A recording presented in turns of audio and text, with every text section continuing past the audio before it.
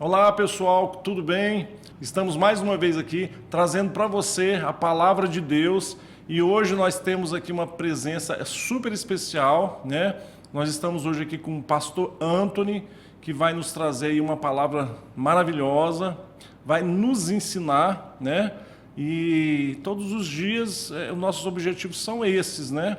Esses porque são vários em torno da palavra de Deus. E ele vai nos trazer uma palavra maravilhosa hoje, tá? Pastor Anthony, seja bem-vindo, muito obrigado. Obrigado. Estamos muito felizes com a sua presença aqui, viu, pastor? Amém, obrigado, boa noite a todos. Sou o pastor Anthony Ralph, da Igreja Sara Nossa Terra. Hoje eu pastoreio a igreja do setor Cidade Jardim aqui em Goiânia. Estamos à frente desse trabalho há 2 anos, né? Nós fomos desafiados pelos nossos bispos a abrir a igreja lá e hoje nós estamos lá para a honra e glória do nosso Deus, mas já faço parte desse ministério há 18 anos. Antes de ser pastor, eu era diácono na igreja, líder de células. Inclusive, quero deixar o convite aberto para vocês. Nós temos os nossos cultos sábado e domingo às 19 horas e às terças-feiras às 20 horas. Procure a gente no nosso Instagram, Sara Cidade Jardim, aqui de Goiânia, e vai ser uma bênção ter vocês conosco.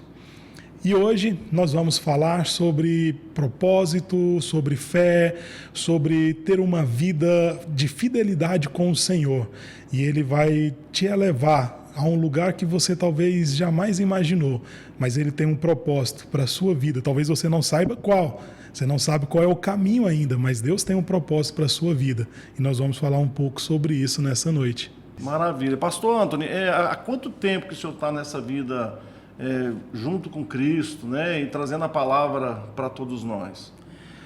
Olha, falar de data é um pouco... mas... Eu sei que você começou novinho, pastor, já sei disso. Isso. A minha história com Cristo começou em 94, então esse ano está fazendo 31 anos. Tive alguns altos e baixos na vida, mas de Sara Nossa Terra eu estou com 18 anos, de Sara Nossa Terra, né? E à frente de igreja eu estou há 2 anos, mas já era diácono na igreja, líder de célula, já há mais de 10, 12 anos trabalhando nisso. Maravilha, pastor. Pastor, e hoje nós gostaríamos que o senhor trouxesse para a gente aí uma palavra.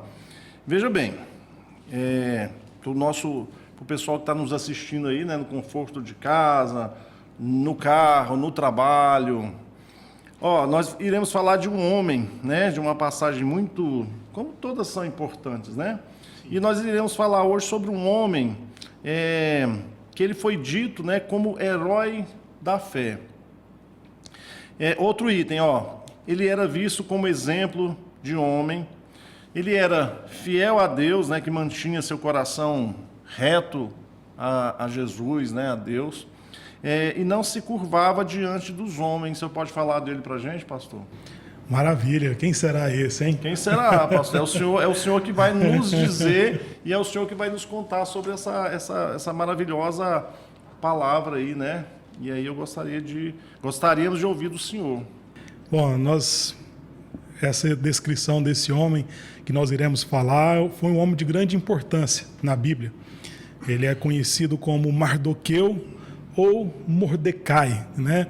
Ambos os nomes que tinham o mesmo significado. Era um nome persa, né? E tinha um significado que não condizia com a sua a sua origem, mas ele era chamado assim porque se fazia necessário para o meio ao qual ele vivia, né? Convivia.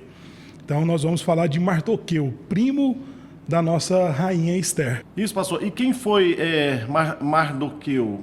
Mardoqueu, ele foi um homem que tinha a descendência do rei Saul.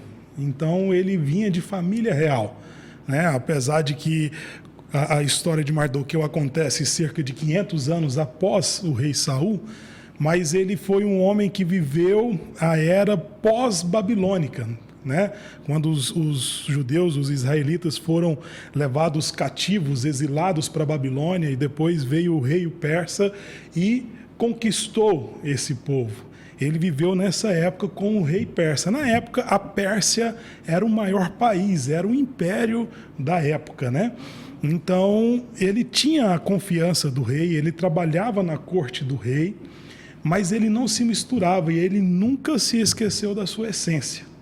Então, esse é o início da história de Mardoqueu.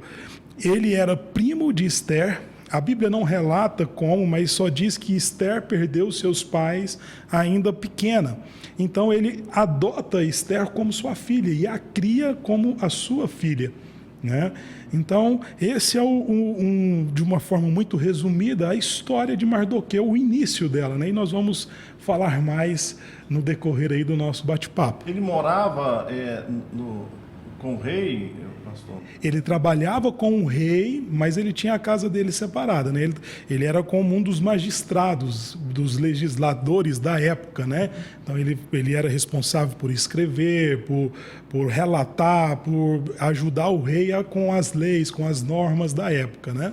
Então, no dia de hoje, você vai focar só Mardoqueu ou você vai falar um pouco de Ester para todos nós? Dá para a gente fazer um mix dos dois.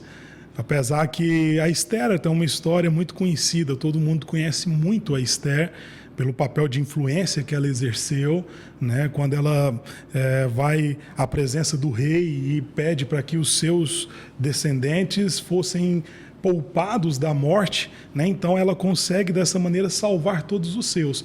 Mas Mardoqueu também tem um papel muito importante ali, né? Então, eu acho que a gente já pode entrar. Pode, vamos. Vamos entrar? É o senhor que traz as diretrizes aí. É o senhor que faz. Bom, na época, o rei Xerxes, ele era casado com a rainha Vaste, mas a rainha Vaste havia feito algumas coisas que tinha desagradado ao rei. Porque naquela época, né, a gente tem que entender, mergulhar na história, o rei ele era totalmente autoritário. O que o rei queria, o que o rei pedia, tinha que ser feito conforme ele determinasse. Conforme a vontade dele. Então, em um momento, ele convocou a presença da rainha, a rainha não quis comparecer. E isso foi tido como uma afronta ao rei. E então ele destitui ela do palácio, como esposa e como mulher, como cidadã daquele lugar. Ela não poderia mais voltar para a presença do rei. E então, alguns conselheiros do rei sugerem para que o rei pudesse, então, se casar, ter uma nova esposa, né? Uma nova rainha, já que na época era permitido. Hoje não mais, hein? Mas, e aí então o rei ele faz um decreto onde ele convoca todas as mulheres mais belas, lindas, que pudessem ser apresentadas a ele como possível esposa para ele. E aí é onde entra Mardoqueu. Que aí, quando ele fica sabendo desse decreto, ele fala, eu vou apresentar minha filha, minha prima, vou apresentar minha prima para que ela possa se casar com ele. Foi aí que o rei conheceu Ester, através de Mardoqueu. Isso, porque aí ele trouxe-a, preparou ela, né? A Ester também era um nome conhecido no meio persa, o nome dela era Radassa, né? Então, ela tinha esse nome para que pudesse não ser reconhecida como judia, né? E nem como judeu ele, porque na época havia-se um racismo muito grande, um preconceito muito grande contra os judeus. Então, eles usavam outros nomes para que não pudessem ser reconhecidos. Então ele leva a prima dele à presença do rei, né? Ali havia toda uma preparação, os eunucos do rei cuidavam para que elas pudessem ser apresentadas diante do rei. E em um primeiro momento, quando o rei, né, conhece a Ester, ele já olha para ela e vê algo diferente nela. E nós acreditamos que o que ela tinha de diferente era a presença de Deus. Né? E Deus tinha um propósito na vida de Ester, né? Tinha um propósito na vida de Ester e também na vida de Mordecai. Mas vamos...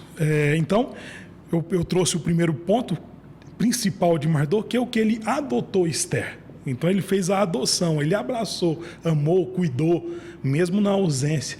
Ela teve a ausência de pais, mas ela não sentiu a ausência porque Mardoqueu criou ela como filha de fato, né? Então, passado isso, então o rei se casa com ela, mas o rei ele ainda não sabia que ela era prima de Mardoqueu, certo? Ah, não foi dito isso Não foi desde o dito, início, desde então, o né, início. pastor? Ele não sabia. Então, chega-se um momento que tinha um outro oficial do rei, que era o Amã, conhecido, ele era totalmente preconceituoso com os judeus e ele tinha uma fome, uma sede por poder. Então ele queria que todos se curvassem a ele. Ele meio que queria estar no lugar do rei, né? Vamos dizer assim. Então ele fazia de tudo para ter poder, para ter respeito, queria que as pessoas se curvassem diante dele quando ele passasse. Por isso que é colocado, né, que Mardoqueu ele não se curvou perante os homens, porque no momento em que Amã passa, ele não se curva. E isso acende uma ira em Amã. Amã fica irado, porque todo mundo se curva, porque aquele judeu não se curvou diante da minha presença. E Mardoqueu, então, ele começa e Amã começa a perseguir Mardoqueu e querer que Mardoqueu fosse até morto, né? Então ele fez de várias artimanhas, procurou várias estratégias para poder derrubar Mardoqueu. Mas Mardoqueu sempre permaneceu fiel ao Senhor, né? E continuando, chega um momento na história que eu acho que é um dos momentos mais interessantes para mim. Mardoqueu ele estava próximo à entrada do palácio e ele escuta alguns homens do rei debatendo e eles, contrário à posição do rei, eles decidem, né, matar o rei. 2 homens do palácio do rei decidem matar o rei. Mardoqueu escutou isso e ele foi imediatamente ao rei e contou para o rei. Falou: olha, você tem 2 servos que estão planejando te matar. Quando o rei fica sabendo, imediatamente o rei manda, né? Lógico, tem 2 pessoas querendo me matar, então não quero saber dessas pessoas, que elas paguem com a vida aquilo que elas planejavam fazer contra mim. E essas pessoas são mortas, mas isso cai no esquecimento do rei. Certo dia, o rei ele não consegue dormir, inquietado, ele busca os livros onde continha todas as histórias do reino. E lá ele se deparou com essa história de Mardoqueu, que havia, né, levado ao rei dessas 2 pessoas que queriam ceifar a vida do rei. E aí ele se depara no momento que Amã entra no palácio. E aí ele pergunta para Amã: Amã, o que você faria para uma pessoa que salvou a sua vida? E Amã, ele imagina, o rei vai me honrar nesse momento. E né? sendo que ele estava falando era de Mardoqueu. Era de Mardoqueu. Mas Amã achou que era dele. O rei vai me honrar agora. Então eu preciso, né? Se fosse você, o que você falaria para o rei? Como que você honraria? Eu tenho que me planejar, mas ele certeza que já teria se planejado, né? Sim, ele já sabia o que ele queria. Ele disse que a pessoa poderia ser levada no cavalo do rei, com vestes reais, e percorrer toda a cidade e sendo proclamado que essa pessoa está sendo honrada pelo rei. E aí o rei vira para ele e fala: então, que seja feito assim com Mardoqueu. E Amã ficou furioso, porque ele pensou que era com ele, aquele momento seria dele, né? E isso me traz a importância de permanecer fiel ao Senhor, porque no momento certo é Deus que vai nos honrar. Muitas vezes a gente tem as nossas expectativas, assim como Amã teve. Eu quero ser reconhecido, eu quero ser honrado de tal forma, eu quero que o meu nome seja lembrado, eu quero que as pessoas me vejam. Mas o maior reconhecimento que nós podemos ter é do Senhor, é que vem dos céus para as nossas vidas. O reconhecimento humano muitas vezes não acontece e é falho, mas o reconhecimento dos céus esse sim, ele vem para nós e vai nos elevar em lugares que a gente não tem nem noção. A gente nem imagina, né, pastor? Porque são lugares inimagináveis, né? Sim. E através da fé em nosso Deus Todo-Poderoso é que nós chegaríamos aí em lugares, né, fantásticos. Pastor, e para a gente concluir essa primeira etapa, essa primeira participação nossa aqui, sobre essa palavra maravilhosa aí de Mardoqueu, o senhor poderia deixar uma palavra, uma mensagem para o pessoal que está nos assistindo? Bom, um dos aprendizados que eu tiro de Mardoqueu, da história dele, é que nós precisamos nos permanecermos fiéis ao Senhor, independente do que esteja acontecendo. Perseguições, tristezas, problemas, dificuldades, ameaças, invejas, independente de qualquer coisa, nós temos que permanecer fiel para com o Senhor, porque no momento certo, Ele vai nos levar e nos colocar no lugar que Ele sonhou e planejou para nós. Amém. Pastor, foi um prazer, né, enorme receber o senhor aqui para nos trazer essa palavra maravilhosa, né? E gostaria de que o senhor viesse outras vezes aqui para transmitir para as pessoas que nos assistem, né?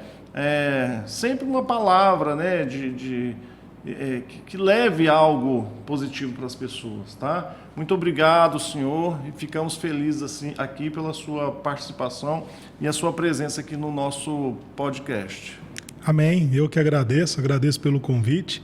Sempre que tiver como, eu venho, com certeza, é só chamar que a gente está aí para somar e levar a palavra de Deus. E esse foi o nosso podcast de hoje. Espero que você tenha gostado. Curta, compartilhe e até o próximo.